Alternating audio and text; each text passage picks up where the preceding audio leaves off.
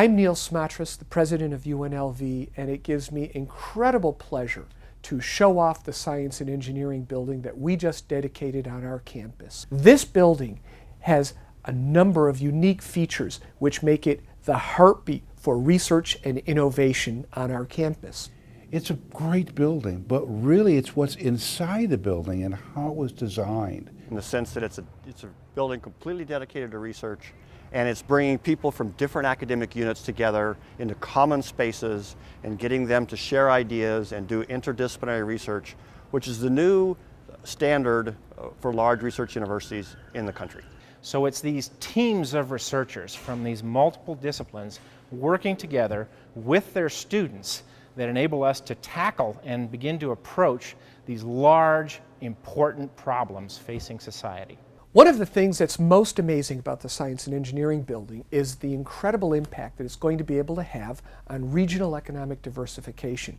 Now, every great city needs a great research university, and every research university needs a hub of innovation to fuel economic diversification. We can't just be about $11.50 an hour wages.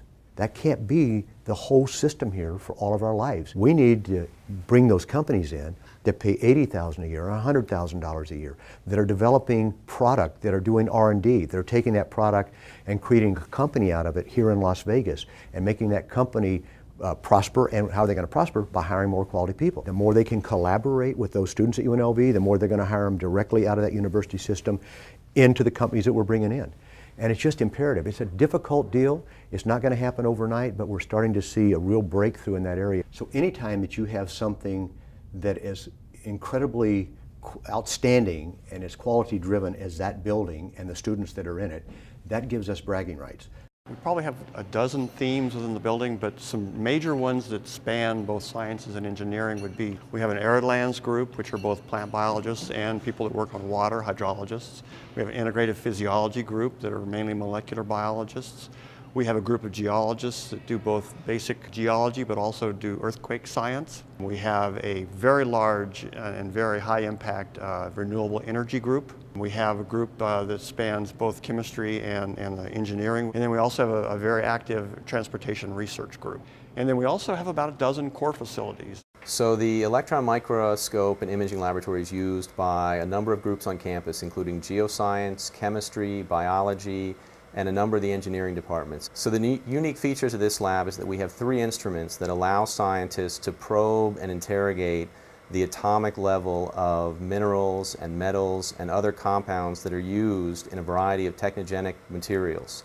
So we've done work with people looking at hydrogen storage for cars. We've done work with people looking at various types of metal compounds to improve the use of solar technology in southern Nevada. This particular lab, the Genomics Core Lab, is primarily used by researchers who do molecular biology, genetics, genomics, all kinds of molecular applications, biomedical applications. And so we have users and clients throughout the university. We're doing a variety of experiments that would benefit, medical science.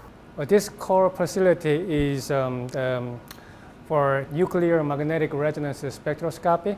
That you see the magnet, that's a 400 megahertz, which is a radio frequency. And the primary purpose of nuclear magnetic resonance spectroscopy is identifying molecular structure of organic compounds. The primary users of the ELVIS lab are graduate students and faculty members in the Department of Geosciences. This is one of the few stable isotope mass spectrometers in the state of Nevada.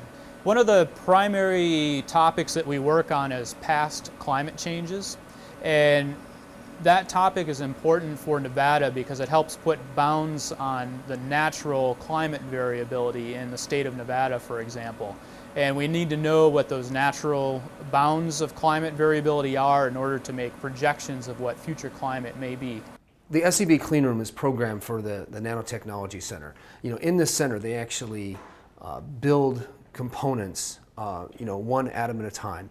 This piece of equipment you see here is actually designed to build carbon nanowires that are only, several atoms wide. Well, for each of our research groups, We have a cluster of offices right next to their lab. All the faculty and grad students are right next to each other. They can work together more than they had in the past. Well, for the SEB, it provides a lot of resources that we wouldn't otherwise have if we were in our own department.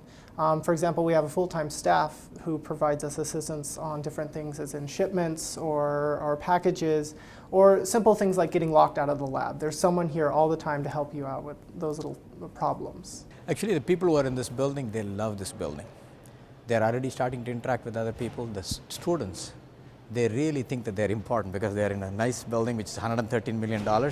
So they feel better, they're able to interact with others better, and if I ask them to go back to my old building, they are not going to do that. The mission of UNLV is to improve our region by helping to transform the lives of our students and making it possible for them to achieve the highest level of their career goals, and also in supporting and transforming the region around us. I don't know of a better way to do that in these times than by providing an engine for the economy, and this building is the engine for the economy in Southern Nevada.